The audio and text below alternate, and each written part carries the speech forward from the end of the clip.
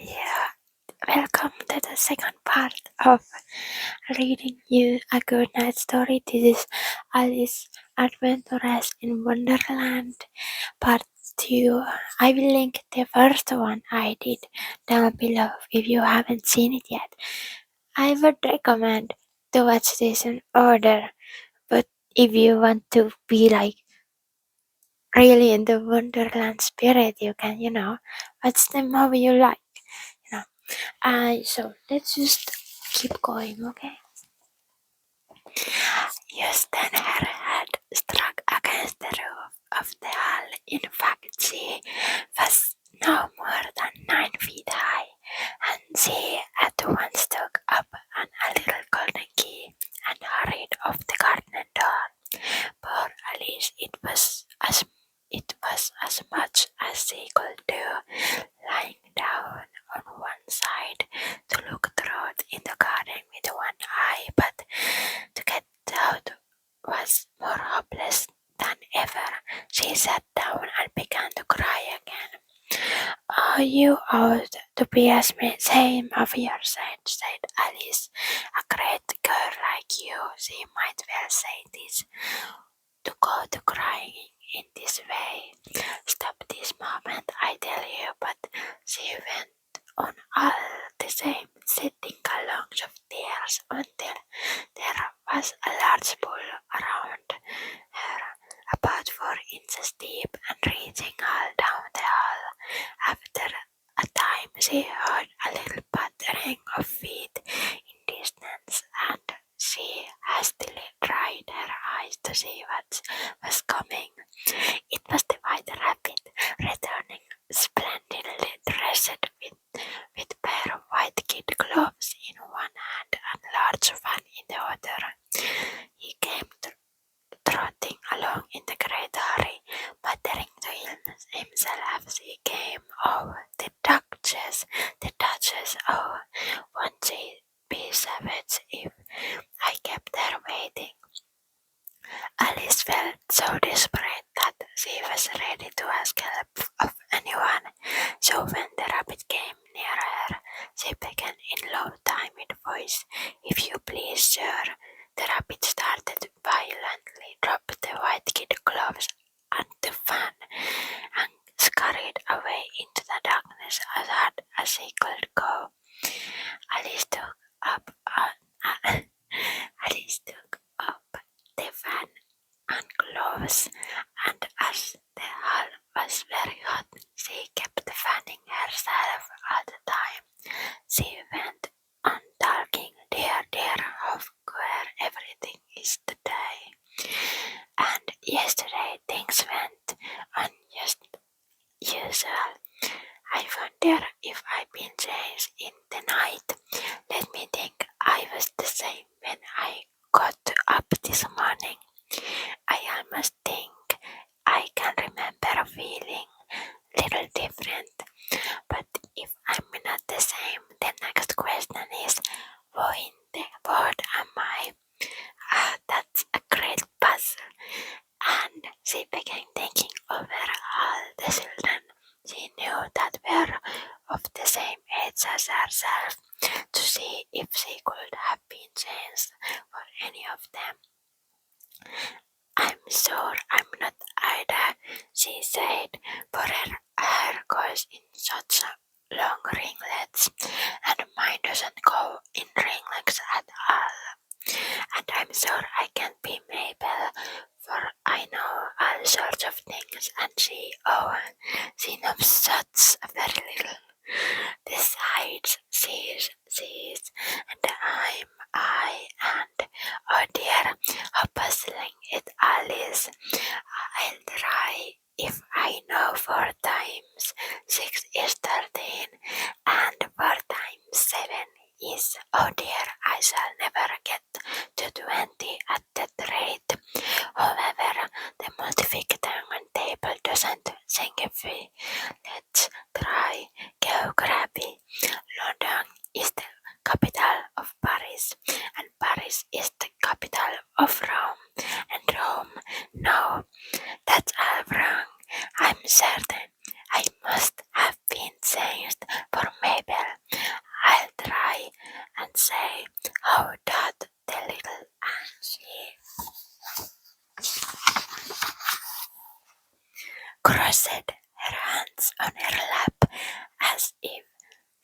saying lessons and began to repeat it, but her voice sounded hoarse and strange, and the words did not come the same as they used to do. How did the little crocodile improve his shining tail and pour the waters of the Nile on every golden scale? How cheerful he seems to grin, how nearly spread his gloves and welcome little fishes in Pitkin's smiling jobs. I'm sure those are not the right words, sighed poor Alice, and her eyes filled with tears again as he went on. I must be Mabel after all, and I shall have to go and live in that boggy little house, and have next to no toys to play with, and oh, ever so many lessons to learn. Now I made up my mind about it. If I'm Mabel, I'll stay down here. It'll be no use their putting their hats down and saying, "Come up again, dear. I shall like I I shall only look up and say who I am. Then tell me that first, and then if I like being that person, I'll come up. If not, I'll stay down here till I'm somebody else." But oh dear, cried Alice with a sudden burst of tears, I do wish they would put their hats down. I'm so very tired of being all alone here. As she said this, she looked down at her hands and was surprised to see that she had put on one of the rabbit little white kid gloves while she was talking. How can I have done that? She thought I must be growing small again. She got up and went to the table to measure herself by it, and found that, as nearly as she could guess, she was now about 2 feet high and was going on shrinking rapidly. As soon found out that the cause of this was the fan she was holding, and she dropped it hastily, just in time to avoid shrining away altogether. That was a narrow escape, said Alice, a good deal frightened at the sudden change, but very glad to find herself still existence, and now for the garden. And she ran with all speed back to the little door, but alas, the little door was shut again, and the little golden key was lying on the glass table as before, and thinking are more than ever, thought the poor child, for I never was so small as this before, never, and I declare to you it's too bad that it is. As he said this word, her foot slipped, and in another moment, splash, she was up on her chin in salt water.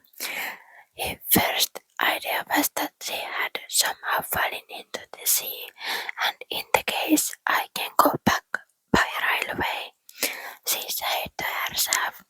Alice had been to the seaside once in her life and had come to general conclusion that whenever you go on the English coast, you find a number of bathing machines in the sea, some children digging in the sand with wooden spades, then a row of loading houses, behind them railway station. However, she soon made out that she was in the pool of tears which she had wept when she was 9 feet high. I wish I hadn't cried so much, said Elise, as she swam about trying to find her way out. I shall be punished for it now, I suppose, by being drowned in my own tears. That will be a queer thing to be, sir. However, everything is queer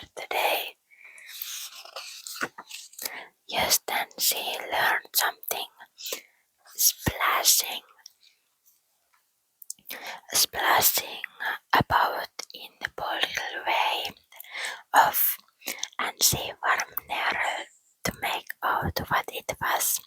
The first she thought it must be Varlus or hippopotamus, but then she remembered how small she was now, and she soon made out that it was only a mouse that had slept like herself.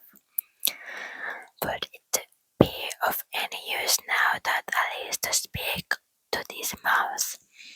Everything is out of the way down here. That I should think very likely. Do you know the way out of this pool? I am very tired of swinging about here, a mouse. Alice thought this must be the right way of speaking to a mouse. She had never done such a thing before, but she remembered having seen in her brothers Latin grammar a mouse to a mouse, oh mouse. The mouse looked at her rather inquisitively and seemed to her to wink with one of its little eyes, but it said nothing. Perhaps it doesn't understand English, thought Alice. I dare say it's a French mouse. Come over with William and conquers for with all her knowledge of history. Alice had no very clear notion of long ago anything bad happened. So she began again. Oh, as much I can't speak French. It's fast word sentence in her French lesson book. The mouse gave a sudden leap out of the water, and she met the quiver all over with fright. Oh, I beg your pardon, I cried Alice, hastily afraid that she had hurt poor animal's feelings. Cried Alice, hastily afraid that she had hurt the poor animal's feelings. I quite forgot you didn't like cats. Not like cats, cried Mouse in a shrill, passionate voice. Would you like cats if you were me? Well, perhaps not, said Alice in a soothing tone. Don't be angry about it. And yet I wish I could show you our cat dinner. I think you'd take a fancy to cats if you could only see her. She is such a dear, quiet thing. Alice went on, half to herself as she swam lazily about in the pool, and she sits purring so nicely by the fire, licking her paws and washing her face. And she is such a nice soft thing to nurse, and she is such capital one for catching mice. Oh, I beg your pardon, cried Alice again for this time the mouse was blistering all over, and she felt certain it must be really offended. We won't talk about her any more if you don't rather not. We indeed, cried the mouse, who was rambling down to the end of his tail. As if I would talk a such subject, or familiar with hated cats, nasty low vulgar things. Don't let me hear the name again. I won't indeed, said Alice. It's a great hurry to change the subject.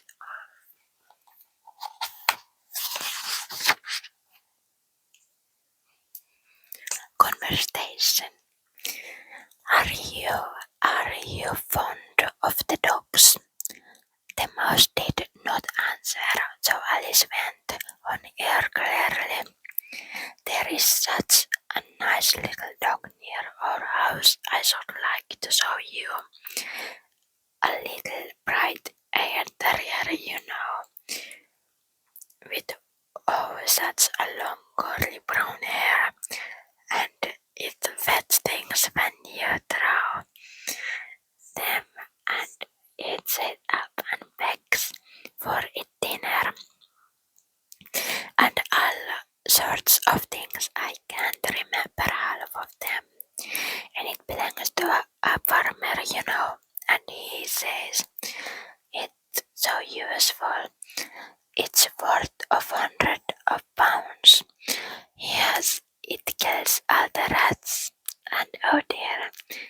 Alice in sorrowful tone. "I'm afraid I'm offended it again."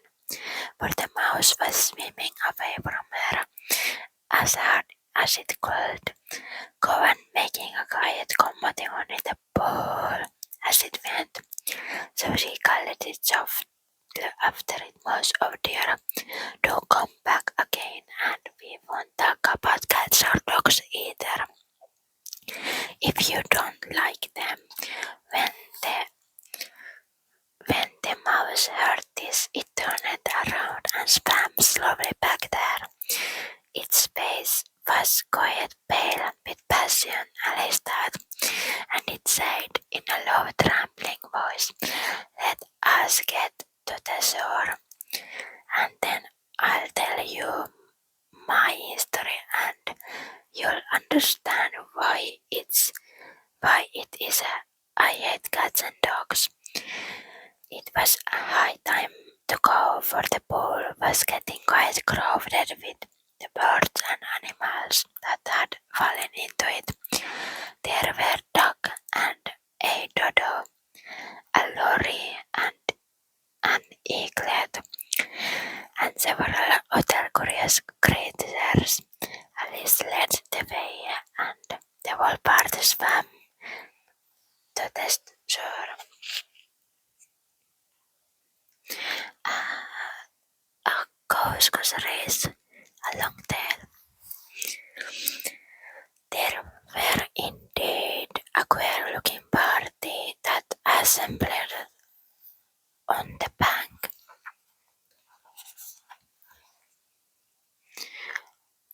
The bird with ragged feather, the animal with their wool clinging close to them, and all dripping wet, gross and uncomfortable.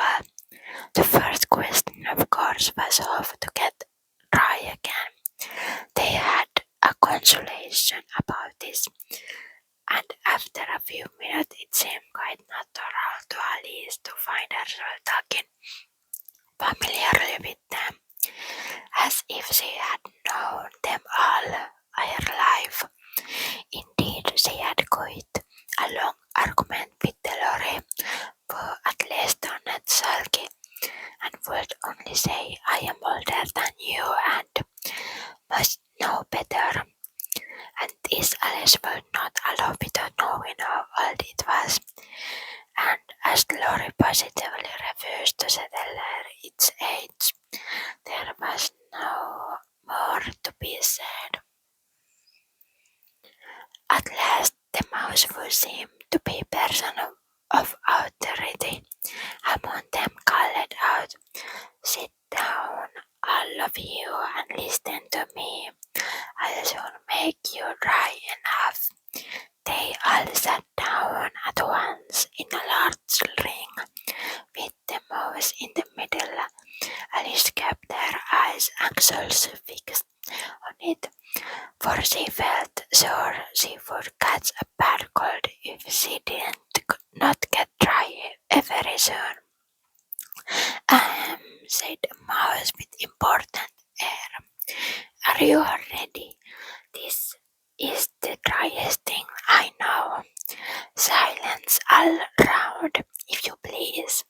William the Conqueror was favored by the Pope, was soon submitted to be the English who wanted letters, and had been of late much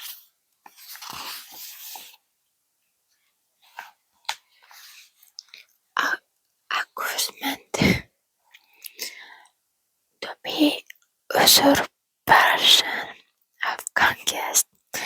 Edwin and Margaret, the heirs of Mercia and Northumbria, said the lorry with shiver. "I beg your pardon," said the mouse, bowing but very politely. "Did you speak?" "Not I," said the lorry hastily. "I thought you did," said the mouse. "I proceed, Edwin and Morcar, the heirs of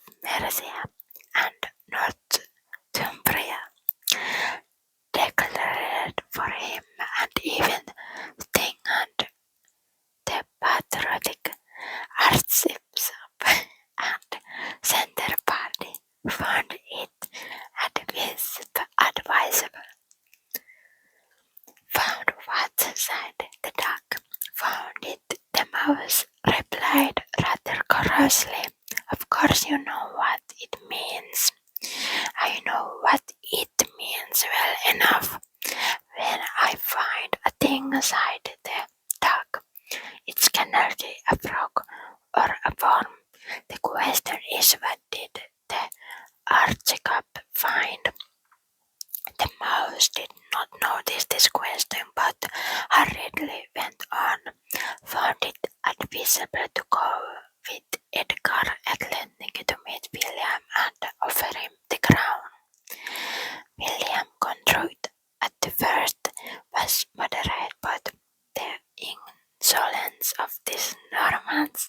How are you getting on now, my dear? It continued, turning to Alice as it spoke. As wet as ever, sighed Alice in a melancholy tone. Doesn't seem to dry me at all. In that case, sighed the doddle solemnly, rising to its feet, I move that the meeting adjourn for the immediate adoption of more energetic remedies. Speak English, sighed the eaglet. I don't know the meaning of half those long words. And what's more, I don't believe you do either. And the eaglet bent down in the head to hide a smile. Some of the other birds tittered audibly. What I was going to say, said the dodo in an offended tone, was that the best thing to get as try would be caucus race. What is caucus race? Said Alice. Not that she much wanted to know, but the dodo had paused as if it thought that somebody ought to speak, and no one else seemed to encourage to say anything. And that was it for part 2. Let's see you in part 3, should we? Hope you enjoyed, and yeah, my English isn't best, by the way, if you didn't know this. And I have struggles with reading stuff because I have ADHD. Thank you for watching, and bye bye. Let's see you.